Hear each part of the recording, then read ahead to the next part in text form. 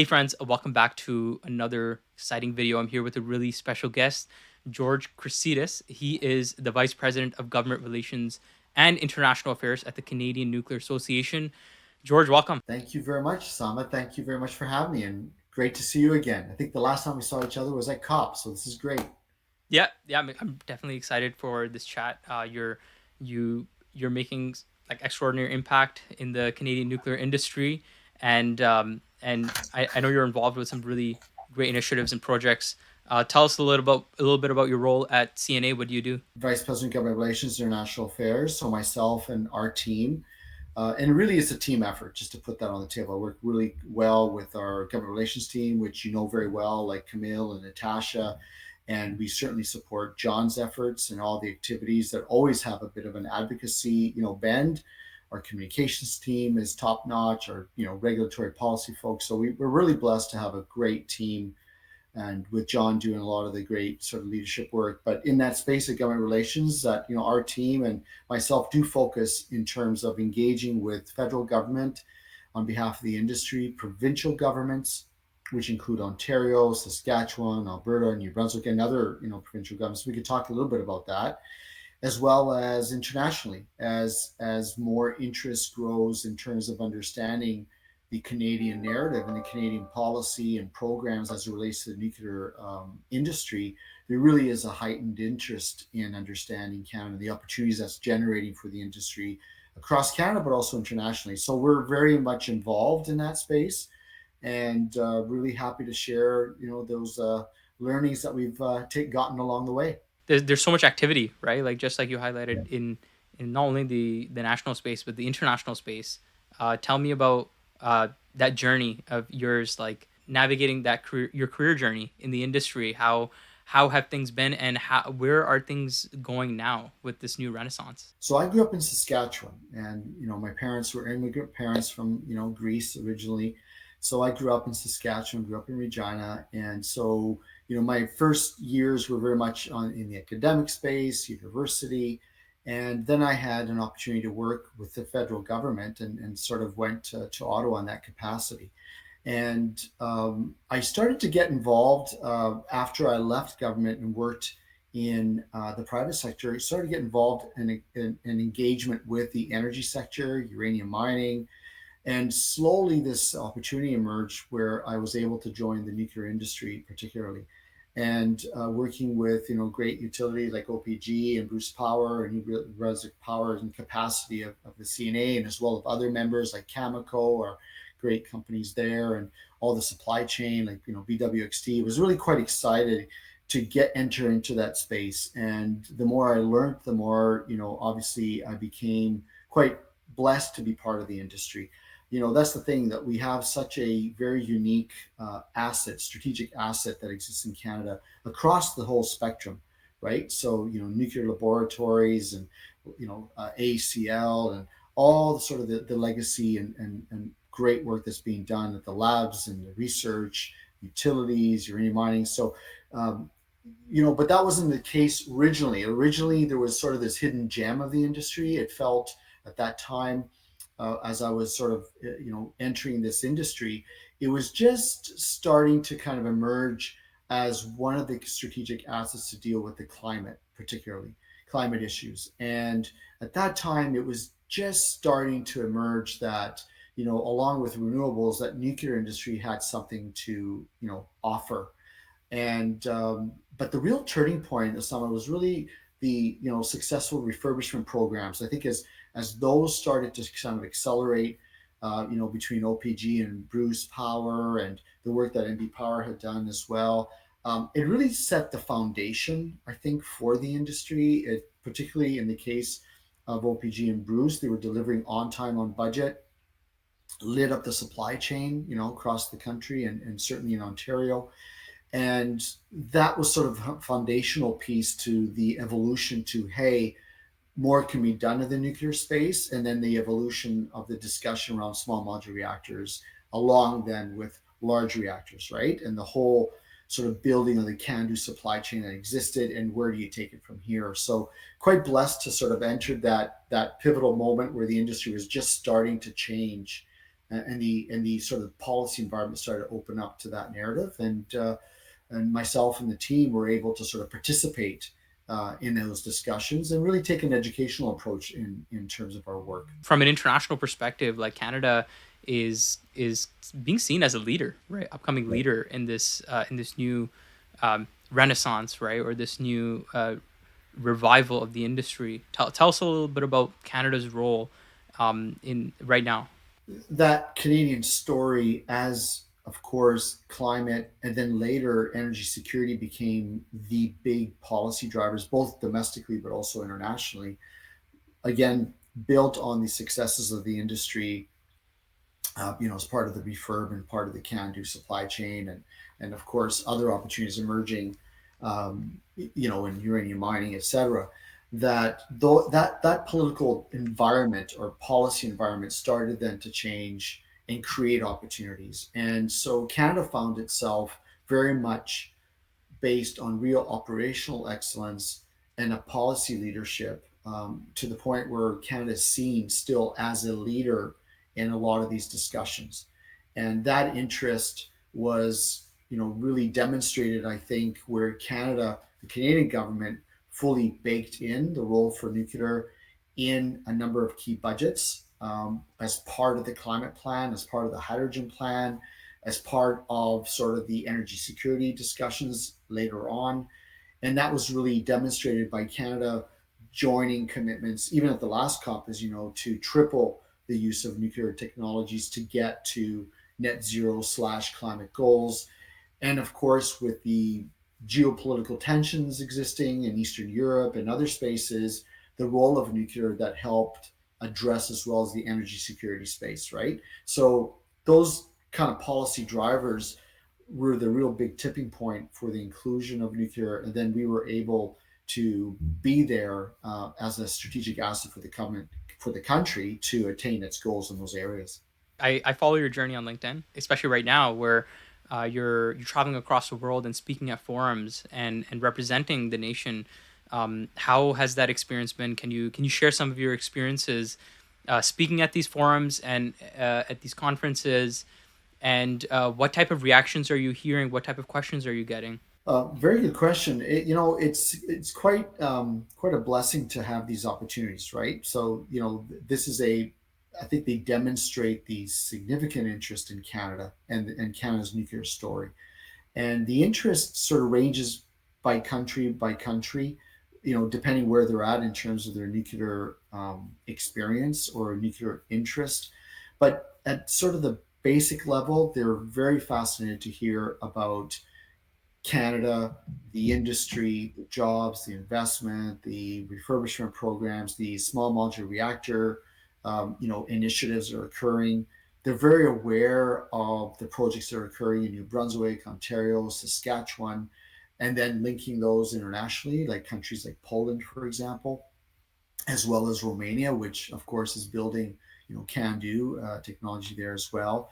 And there's a heightened interest in understanding, for example, how all these sort of different pieces come together. There's also a really heightened interest in understanding the role of, for example, Canadian uranium in terms of key markets and how that has become a very strategic asset, in this sort of geopolitical space as tensions arise, right, globally, and the war in Ukraine, and as well as the fact that Westinghouse is now kind of owned by Brookfield and Cameco. So that's also another very interesting spot for a number of these different countries in terms of understanding where Canada's at, and that understanding starts a little bit on the policy side, but it goes quickly to understanding. Tell us more about the Canadian supply chain. Tell us more about Canadian nuclear laboratories. Tell us more about the capacity building opportunities, and tell us more about can-do technologies or Westinghouse technology or SMRs. So it goes very quickly to that type of discussion. But Canada really is seen as a leader in this space, and it's really demonstrated, I think, at the governmental level, but also the industry level. Let's shift into the policy side of things. Yeah. We last met at COP 28, and it was like a really exciting moment, right? Like seeing that announcement to triple global nuclear capacity. What were your reactions, and what are your thoughts on the impact of that here domestically in Canada? It was truly, at least where I sit, a historical moment where you had at COP this commitment of all these different countries, including Canada, France, the UK, 20 some countries that publicly came out and demonstrated a commitment to basically include nuclear as part of the goals, attaining the goals of climate, of climate. And if you remember where we started, Osama, back in the day, that discussion didn't occur. There was very few people, like self included, were having conversations, trying to link, of course, the benefits of nuclear, and particularly with the climate. And that announcement at COP was pretty historic, along with, quite frankly, the historic inclusion of nuclear in the CNA and the Canadian nuclear industry overall at COP uh, as part of a Canadian delegation or Canadian pavilion. And that sort of started in Egypt. And there were sort of efforts to try to be part of that effort. And how that plays domestically is that the fact that we eventually became part of the Canadian pavilion and delegation and had a voice, it was very much driven by the domestic, role of the nuclear industry. And it really demonstrates that link between the domestic and international right now that's very, very strong. As important the international space is, it's really foundational for the domestic scene, federally and provincially, to really be aligned in terms of policies and regulatory, et cetera, to be able to attain these goals. And the international space really reinforces and complements that. And so that was been always been our learning and our approach, is to link those two spheres together very, very tightly. And you really saw it demonstrated at COP this year. If I may, some there's another link internationally beyond COP that also might be of interest. It's the Sapporo Agreement that was also signed in Japan at the time. And you may have noted that at that agreement, it was a smaller grouping. It was the part of the G7 countries there, became the G5 that included UK, Canada, US, France, and Japan. And they made a commitment to strategically work together in the nuclear energy space for geopolitical or energy security reasons. And that was reiterated in this G7 meeting in Italy that John Gorman went to and represented, the industry, where you started to get a flavor that Italy was starting to get interested, and other countries that had originally backed away from nuclear are now sort of reemerging. And along with Italy are spaces like Sweden and other countries that maybe, I don't know, 5, 6 years ago, there was a bit of a pivot away, but now they're increasingly, wanting to relook at the nuclear story, if not reinitiate the industry. And it really speaks volumes to that whole effort.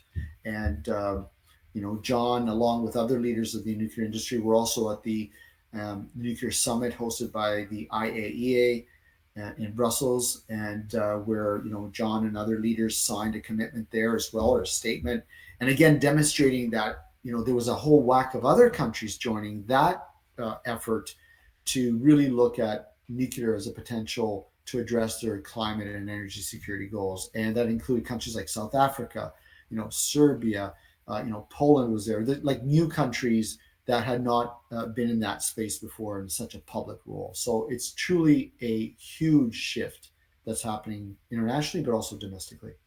It's really exciting, right? Like to hear all of these countries taking interest in nuclear and like aggressively pursuing deployment of this technology. So that's it just makes me optimistic. Like just hearing these updates, and when it comes to the CNA, the Canadian Nuclear Association, how has the global engagement strategy evolved now? Like what are some initiatives that you're taking that are different than what was done before? Yeah, that's a very good question. So, we are seeing, if we could use the term markets, we could use the term markets, and we work very closely with our colleagues at OCNI, for example, in this space. And we are obviously seeing a Eastern European market, right? The Baltics region, Central Europe, predicated on the Canada-Romania, model, quite frankly, that saw a $2 billion loan guarantee announced by the Canadian government to support the CANDU building there of additional reactors. And then the Balkan region is starting to show interest in understanding, the Canadian industry, right, and policy. And then you got interest in Asia. You got interest in Asia, of course, that's also looking at their efforts to get off of coal, for example, and even in other spaces, whether it's Africa or in Latin America. I attended a conference in the Dominican Republic, which was quite fascinating to hear how those countries in Latin America are also starting to think about how do they transition away from the use of coal to meet their own energy climate goals. So part of our effort is very much to align or work with our members to reflect their own, interests in terms of the market development piece. But we also add a bit more of a flavor to working with the government of Canada across the board to be that strategic asset as Canada has to sort of engage in these different markets to talk about and offer solutions related to climate, but also increasing on energy security, right? So the energy security piece does take a certain definition overseas. Obviously, for example, the war in Ukraine, the whole question of securing your energy supply, the high cost of living that's occurring as sort of a challenge in Europe, but also beyond Europe, right? It's also an issue here to some extent. And, from a domestic lens, energy security takes a slightly different definition. It's more about economic development, access to clean, reliable, sustainable energy to decarbonize other sectors and enable investment and jobs and innovation in Canada. So I'd argue the definition of energy security is becoming increasingly a focus. It will take a different definition or different sort of effort domestically and internationally, but it's predicated around this notion of energy security.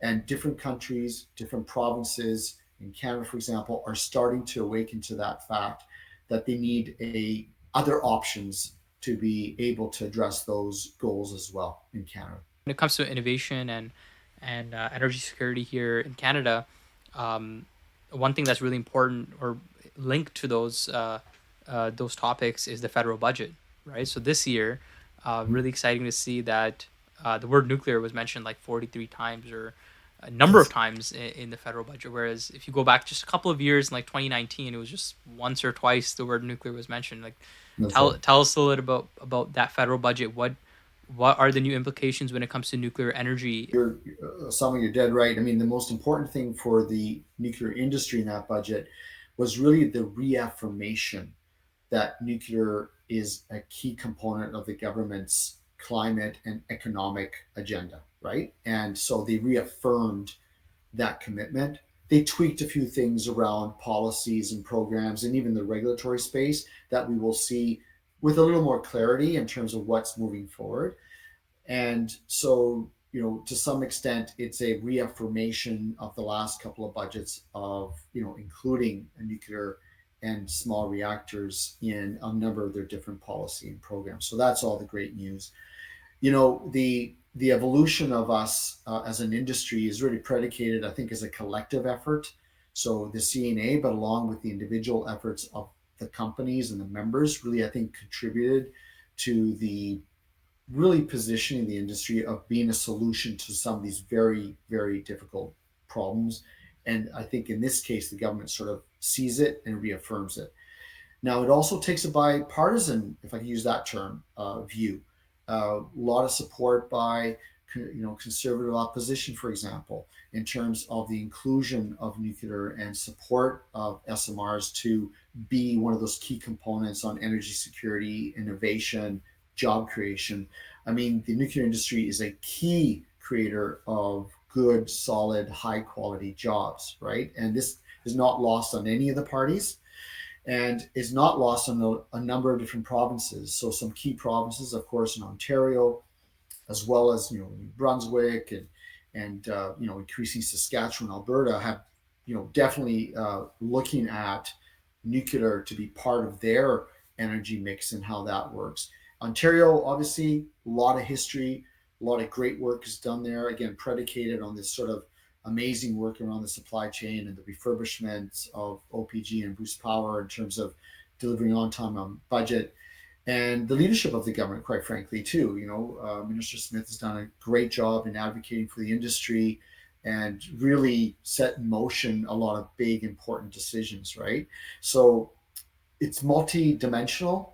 And I can't stress that enough to some. It's the federal, but also provincial and the international pieces coming together, and you almost need all of them. You almost need all of them, and it does take a very multi-party view.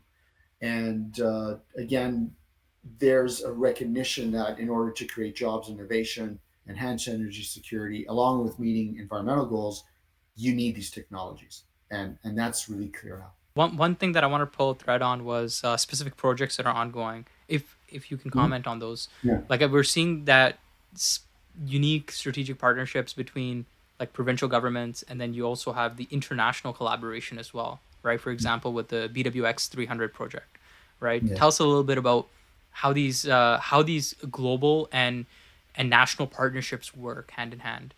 Sure. So I think in that space, we have to use OPG as an example and the work that it's doing, especially in the SMR space, the Geotachi model that it went through a very extensive technology selection process to select, right? And it's going to be building those 4 reactors at Darlington, and that project is going to really enable the opportunity in Saskatchewan. So SaskPower, Saskatchewan government had also made a determination that based on OPG's work and cooperation and working with OPG, that this technology also fits their need, at least for the on-grid portion of, of what they need to do to get off of coal. And the cooperation between OPG, SaskPower, but then the cooperation between OPG and the Tennessee Valley Authority that maybe some of your member viewers may or may not know, but there's an MOU that they had publicly addressed as well, and working cooperatively in terms of what Tennessee Valley is going to be doing and how that links with OPG's efforts, and then collectively linking into the efforts in Poland, which are also looking at this technology, working with OPG as well. So you see the connection in that example between Poland, the U.S., and Saskatchewan and Ontario kind of launching it, and OPG really launching that effort around the selection of the technology and moving ahead to getting the site ready for those technologies to be built. So it's quite exciting to see that, and it's a bit of a real good example in the SMR space of this fleet approach and multi-jurisdictional approach, linking domestically but also internationally. When I look at examples of other really successful nuclear new builds, like for example in the UAE, there was the Baraka station. Yes. You see that same like kind of collaborative spirit of like, Korean company KEPCO working alongside uh, ENEC, right, which is the Emirates Nuclear Energy Corporation, Mhm. to build such a successful on time, on budget project. So, are there nuclear projects across the world that Canada is using as a blueprint to ensure that this SMR deployment is also a success? Yeah, that's a very good question. I mean, I can't speak to the particulars in terms of how each of the different companies are working those spaces, but as you've seen probably in the World Nuclear Expo in Paris, which is one of the largest nuclear trade shows in the world, and this year Canada had a huge participation, including Minister Ning, the Minister of National Trade, Minister Smith from Ontario, the Minister of Saskatchewan, the Minister of New Brunswick, Minister Holland, and the like. And then the industry. And I'm just using it as an example where there was a lot of discussion and cooperation and collaboration between Canadian companies, but also abroad. And there's a lot of MOUs signed, quite frankly, individually with different companies and different technologies, all to enhance that type of cooperation and collaboration to find solutions across the board, right? So another, obviously, from a Canadian perspective, the Romania decision and the Can-Do decision, really saw their cooperation between Romania, Canada, slash Can-Do, Atkins Realis, but also, quite frankly, with the EU, Italians, and the like. So that is a model where it was not just about Canada, Romania. It also involved the European Union, and as well as other partners in terms of the opportunity for Romania to proceed forward. So each opportunity is going to have its own little, commercial mix and perhaps country mix, if I could put it in those terms. But it's because, again, of this energy security focus, along with the climate, but it's this focus that, yes, there'll be competition in certain spaces, but there's also going to have to be cooperation in order to achieve those goals. And I do think to some extent Romania is a good example of that, as is, of course, the UAE. UAE has done incredible work there. I mean, ENIC, the acronym of the company, the energy company, is done amazing work in the UAE with their plant, and seen a bit of a model as well. In terms of Romania, I heard that there was a $3 billion loan that was given by the Canadian government to Romania to develop these reactor technologies. What does that mean, like in terms of a government going out and actually depositing that loan to another country? Mm-hmm. How serious is that in terms of Well, projects, getting off the floor? yeah, it's very important, significant opportunity for not only Atkins Rails can do as a company, but also the Canadian supply chain, and then Canada's place in the world, right? Just as an example. And again, there's a realization internationally, and domestically, of if you need to achieve these goals, these energy security climate goals, you're going to have to invest in the infrastructure, and that is going to mean mechanisms, such as Romania. There's probably other mechanisms as well, but the relationships and how Canada sort of stepped up in Romania is a good model, I think, to what is going to be needed. And listen, and that's not a story only in Canada. You're seeing American, companies and private sector. You're seeing Europeans, financial models, governmental models, as well as private sector, really stepping up to including nuclear. But that's why I saw it was very important. Another success that we're quite proud of in working with the government on this one was the inclusion of nuclear in the green bond definitions, for example, Hmm. where that was a real signal, that nuclear again is part of the solution. It was as important as a signal as much as the actual mechanics of accessing financing, as it were. But the inclusion of clean, a definition of clean energy in Canada, really is foundational to the work that's being done now internationally. A lot of jurisdictions, including the UK and others, are really looking at the Canadian model and saying, this is incredible. The inclusion of nuclear as a clean energy definition in programs or green bond definitions, etc., I think is going to be a bit of a momentum as other jurisdictions and international financial bodies are going to have to consider, right? In terms of, again, you need this build out of infrastructure, energy infrastructure. It does need to be financed from the private sector, but also, quite frank, international and domestic, governmental agencies. It there really needs a path forward in that basis. I see you as kind of like a conduit between the nuclear industry and the government, right? Like Parliament Hill, right? Tell us about the pulse on, when it comes to Parliament Hill and conversing with these members of Parliament. How has the dialogue changed in the past few years? Again, it really has shifted and grown. Our work at Parliament is very open and transparent. We always take an educational approach. We always offer policy solutions or recommendations to MPs through the committee structures, whether it's the finance committee or whether it's the natural resources committee.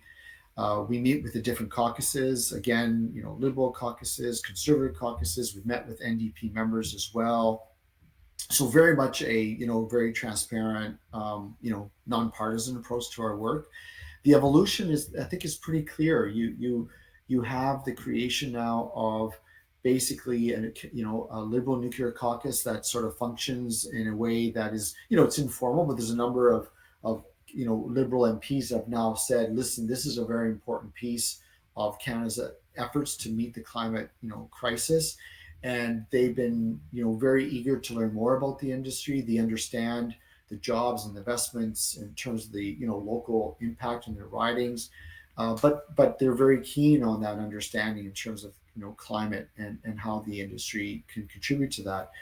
Conservative caucus as well, very supportive, very interested in understanding again on jobs, investment, innovation. Very strong interest in understanding the potential in places like Alberta or Saskatchewan. A lot of support in spaces like New Brunswick and Ontario from the Conservative, but also the Liberal caucus. So again, each party, each caucus might take a different approach in terms of how they address some of these issues and whether they bend more in one versus another. But there definitely is a recognition that this industry and these technologies and this supply chain is really fundamental to Canada. And so, regardless of kind of the politics at play, we are one of these unique spaces where there's a recognition on all sides that we have an important role to play, which is great place to be. Definitely is a great place to be, and just I just reflect on countries like Germany, which have completely just do Mm-hmm. not have that political support, right? And and we can see the consequences of that, right? So that's it's good to know that we do have that support. For the global audience that is watching us, Ontario is pretty much the hotspot for nuclear energy, right? We've got majority of Ontario's reactors, right? Canada's reactors. There's one more reactor, New Brunswick, Point Lepreau, and formerly two more reactors in Quebec, which are not really operational right now. So there are two provinces, right, Alberta and Saskatchewan, which are going to be next. Okay, and the energy is pretty high, right? The interest is very high. Tell us about that. Tell us about when are shovels going into the ground for those new builds, and Yeah. So just an overall observation that indeed there's just such a recognition across Canada of the need for more electricity, more energy, and that dynamic seems to exist in almost any jurisdiction. So each jurisdiction is sort of evaluating its own needs. Each province is kind of looking at its energy mix, and each province has its own reality. So, for example, in Ontario, there's a bit of a blended system, government role as well as the private sector role. Alberta is really driven by the private sector, so it's a very different space. And but one thing that's common is across the board this recognition across provinces and territories, that there's a real need for more energy. There's more need for clean energy or non-emitting energy to meet their own respective economic and environmental goals. So, with that in mind, and you also, if I may overlay that as well, as the First Nations and their own needs in terms of accessing clean energy for their own economic development and their own needs as First Nations. And so these across the board is just sort of speaks to the need of more energy, clean energy or non-emitting energy. And those two particular provinces, Saskatchewan and Alberta, have demonstrated, publicly an interest in understanding a role for nuclear. Saskatchewan and Sask Power have communicated more publicly in terms of what their hopes to do in terms of on-grid solutions. But in both provinces, there are also not only the on-grid opportunity in terms of reducing emissions, and in Alberta, for example, you have a MOU signed between OPG and Capital Power to explore that opportunity. But you also have the sort of the resource development uh, opportunities where technologies are being looked at in terms of could those be used for resource development. And so whether it's ARC or X Energy or Global First Power, what have you, these technologies, there's a number of them, are being considered in the resource development part of the those provinces, and not only those provinces, but also, for example, in Ontario, where the industrial processes and resource development sector also is needing these technologies as part of the solution or a potential part of the solution, and that's why through the CNA, we've been interacting quite a bit with organizations like Mining Association of Canada or Saskatchewan Mining Association or what have you, as we're trying to explore, how to provide this information in those different spaces and which often may even have a regional lens along with a sectoral lens, right? So back to your point, those two provinces is definitely interested in opportunities, and the in Saskatchewan you have work that's being done by eVinci as well, and others. Um, so again, very clear, very public declaration in terms of the interest in wanting to take the next steps towards those technologies. And each region will have its own reality and own timing to some extent, but there is this sort of effort to try to coordinate amongst them as well. They have had that. They've had sort of an interprovincial MOU in the past where they tried to work together to cooperate and exchange information. Yeah, it definitely is neat to see that interest, but also like you said that the use of this for different applications, non-electricity applications as well, right? Like mining, and there's to Mm-hmm. remove the oil from the oil sands, right? Yeah, Because that has a cost, and nuclear can lower that and also decrease the emissions as well. sure. So tell us a little bit about the applications for that.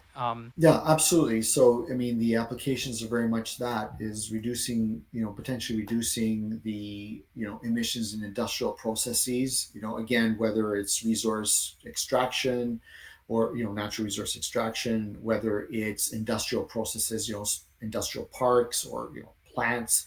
And not only in, Alberta, Saskatchewan, but also beyond, and that same discussion is occurring across different provinces. And one thing I will point out, Osama, is that at one point there was a lot of conversation just about the SMR, and then to some extent the very small reactors or these industrial processes. But lately, again, we are seeing a sort of a renewed interest, explicit renewed interest in the large nuclear reactors and the need for just more energy, and that's also popping up in Ontario. It's popping up in Saskatchewan. Actually, more than just popping up. Like in Ontario, you have Bruce Power that has a RFP process to sort of sound out opportunities. They receive money from the federal, provincial governments to explore that. You have OPG, exploring its needs as well in the large reactor space. And this, the discussion has shifted now to include not only the small reactors and very small reactors, but now again large reactors. And what are the solutions to meet this huge electricity demand as there's more electrification in transportation, mining, petrochemical, industrial, you name it, right? Rural, remote. So it's put all the technologies kind of on in play, and that might be the difference now. You may see now a reality, a new reality in Canada and internationally, where there's going to be multiple technologies that will provide slightly different solutions to slightly different problems. So it won't necessarily be just one size fits all or one technology fits all. We might be in a space where there's going to be multiple technologies, needed, small and large, to address these challenges. Right? Interesting. Yeah, that's honestly it's phenomenal, right? Like you see this It really nation, is. Canada, which we only had CANDU, and now CANDU large power reactors, and now you're seeing that diversification of even the nuclear industry itself. So I Yes. think it's Yeah. going to It's come with very its interesting. own opportunities and challenges, right? And in a sense, diversify our supply chain as well. It's a fascinating time. It's again, it's all the hard work that the industry undertook. Big decisions on sort of the refurbishments. Again, Bruce OPG, and just delivering, on that supply chain and those can-do refurbishments going so well. I think it's just foundational, right? It's just really a foundational that enables, I think, all these opportunities. There's more confidence of someone, right? Like there's more confidence now, not only in the industry but also decision makers. Whether provincial governments, as they're looking at options and exploring options, they have now real life, examples of, yes, you can undertake significant energy infrastructure projects and be on time and on budget, and that really resonates with all governments, all potential customers. So that really is part of the Canadian success story. Well, I really appreciate you sharing that success story. And Yeah. I think this dialogue and this conversation really captures this important part of history, right? Our Canadian history, right? And Yeah. I really appreciate your insights on how Canada is positioned globally, but also Mhm. domestically. Um, so I really did enjoy this discussion. Is there any Yeah. last messages that you'd like to leave with the audience? Yeah. One thing I'll say, just to maybe wrap up the thought a little bit, but there's another couple areas in our industry that are sometimes, just to make clear as well, that we have very strong leadership in. And that is the uranium mining side, right? Like, Cameco and others are like Orano, but Cameco is like a world leader and seen as really part of a solution in that whole energy security space. And, I don't know if people fully understand the significance of that company in terms of its export and what it means to Canada, right? So that's a very important piece. Another very important piece, quite frankly, is the nuclear waste. Canada has an excellent, history in managing nuclear waste. There's some decisions that were made recently, at Chalk River.